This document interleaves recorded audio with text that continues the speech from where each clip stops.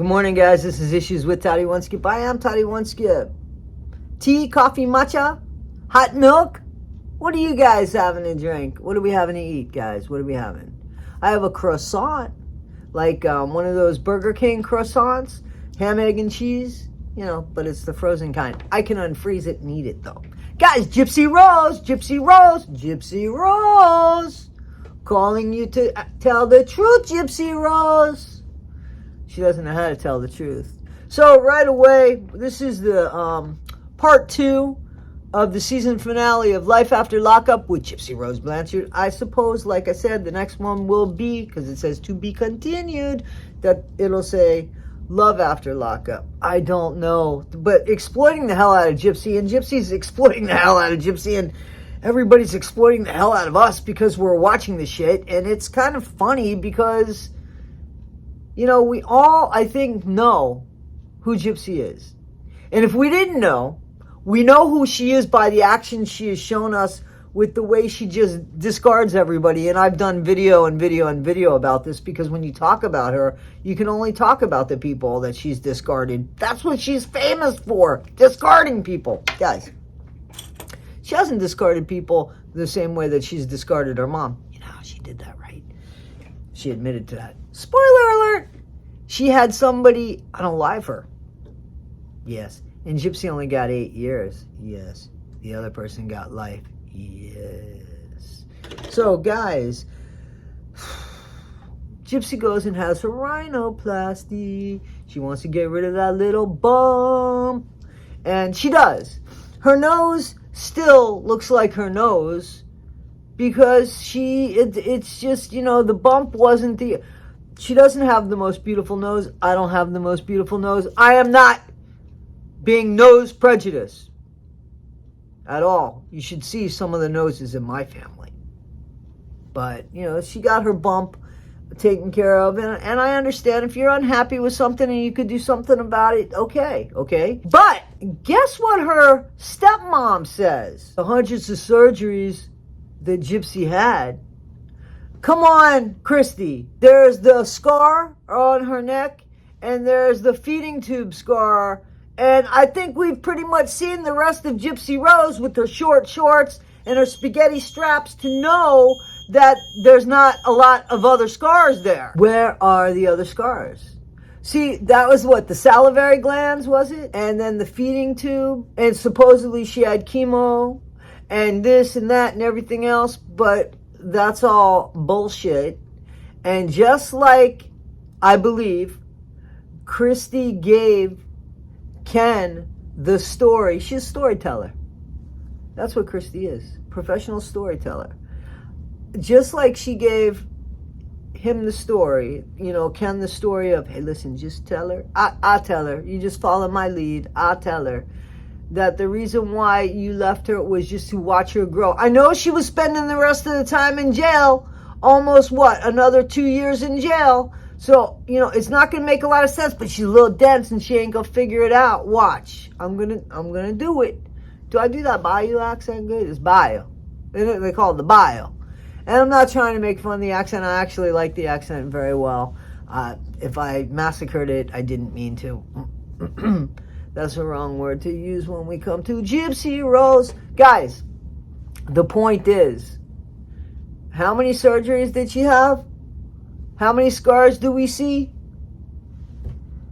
Why are you lying, Christy? Why are you lying? Why are you lying?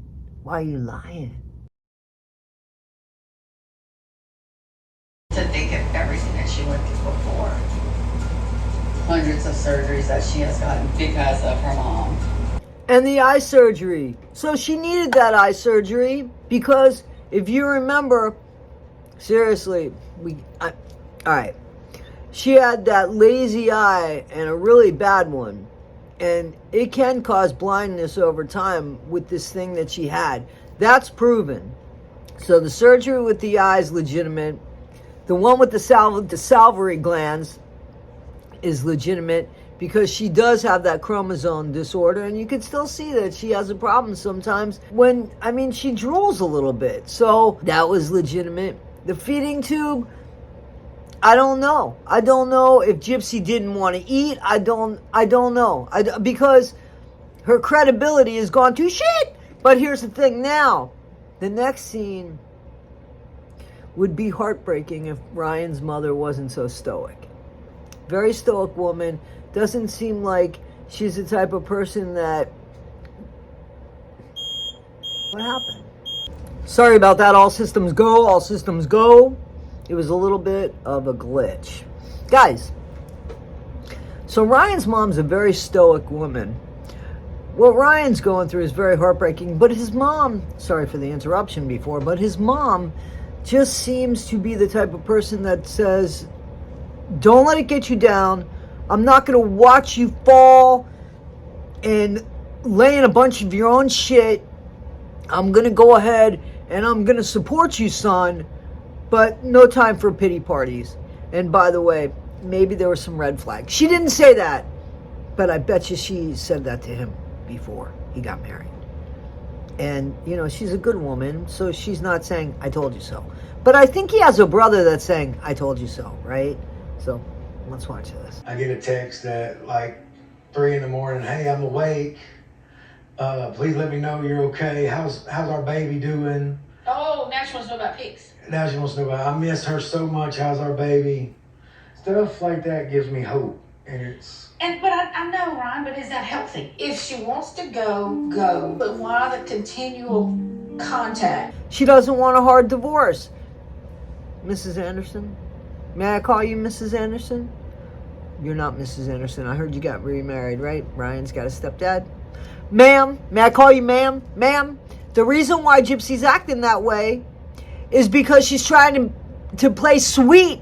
Y'all say that? She's trying to keep sweet with Ryan so that he doesn't give her a hard divorce. Because he could give her a hard divorce. He can get her on adultery charges, as we know, right? So she's trying to play really sweet with him so that she doesn't, you know, that's what's going on there. I thought you figured that one out.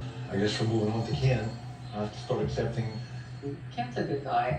I've talked to him a lot more than you. I'm not saying he's not a good guy. Right. You just, she needed to find out who she was without anybody else. And the way a lot of people see it is what Ryan did was selfish on his part. That right there, that pisses me off. Let me tell you why that pissed me off. Because see, Ken was doing the same thing. Ken was engaged to marry her. Ken was going to marry her. But then Ken said, according to Christy, I want to let this jailbird go free so that she could figure out who she is. And then if she comes back to me, which is all horse shit because the jailbird was flying in jail. It wasn't like she got out and was free. He left her for 2 years saying he didn't want the fame. Well, that's bullshit because we know he likes fame. And 2, he comes up with this, which he didn't come up with. I'm convinced Christy came up with it. The big question is, why did Christy come up with this? Some of y'all think, some of you think that Christy and Ken, I don't know. But Christy, I think, likes the money. And I think Christy can manipulate Ken. And they might be in it together. Who knows? I don't think that there's any great love with Christy towards her stepdaughter. I don't. Where was she? Where was she all this time? You know, when Dee Dee was going through this and that and everything else, and supposedly Gypsy was too. Come on. It just doesn't make sense. If it doesn't make sense, it can't be true. It just doesn't make sense. That's Judge Judy 101. Guys, what I'm saying is that how dare she sit there and say what Ryan did was selfish and then give that to Rod and have Rod digest it and take it on and say, yeah. Is everybody drinking Kool-Aid in that house? She finally told me, and I asked her straight up, I said, so you didn't want to come live here because you were 32 years old and you thought you would be a burden? And she said, yeah. Really? Mm-hmm. That's the reason why she married him. Did she want to love him like he loved her? Of course. But when it's not there, not there. Guys, you see how clever Christy is? She did it.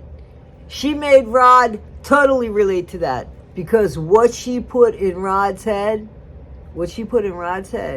is exactly what Rod did with Dee Dee. He tried to love Dee Dee because he made a commitment to Dee Dee, but then he realized he couldn't love Dee Dee because he loved somebody else. That's exactly what Christy is putting in Rod's head. Guys, I wanted to finish this up, but again, this video is getting longer than you guys like, and there's a bunch of alarms going off here, so, alarms, and I gotta pay attention to those alarms. Unlike Gypsy, unlike Ryan, unlike Christy, unlike Rod, and unlike Ken, I gotta pay attention to my alarms. Guys, so I'm gonna do the third part of this, and we're gonna jump into it on the third one, and we're gonna finish it up. Guys, this is Issues with Toddy One Skip. Tell me what you think in the comments. Do you see what Christy has done? Why do you think she's doing this? Do you think that her and Ken are in it for the money? Why did she have so much against Ryan? Was it because she couldn't manipulate Ryan? She couldn't get Ryan on side? Ryan wouldn't get on her side?